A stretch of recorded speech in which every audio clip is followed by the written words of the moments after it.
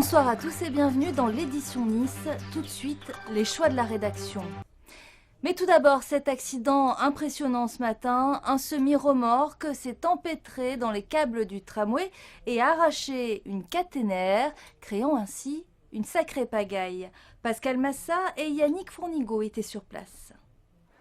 Un camion qui emporte un câble et c'est tout le trafic des tramways à Nice qui est paralysé. Il est 8h15 ce matin quand ce semi-remorque parvient au croisement de la rue Reine-Jeanne et de l'avenue Malocena. Ignorant la limite de hauteur des véhicules imposée par le portique, le chauffeur emprunte alors la voie en sens interdit pour rejoindre l'avenue, arrachant au passage au moins une caténaire du tramway. On a tout de suite coupé le courant et arrêté tous les trams, et puis sécurisé de façon urgente le secteur. Et là, on est en train d'évaluer les dégâts et de voir effectivement comment on peut remettre en piste le tramway dans les heures ou dans les jours qui viennent, tronçon par tronçon.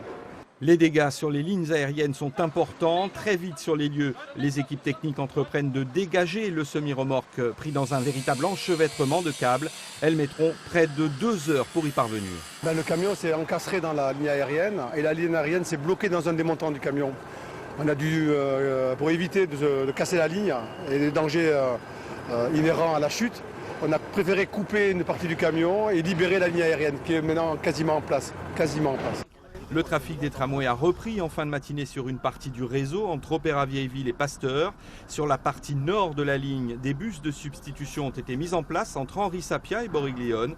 La circulation sur l'ensemble du réseau devrait toutefois être rétablie demain dans la matinée. Selon une première estimation, le montant des dégâts occasionnés par cet accident hors norme avoisinerait les 100 000 €. Reste maintenant à évaluer le montant des pertes pour la régie.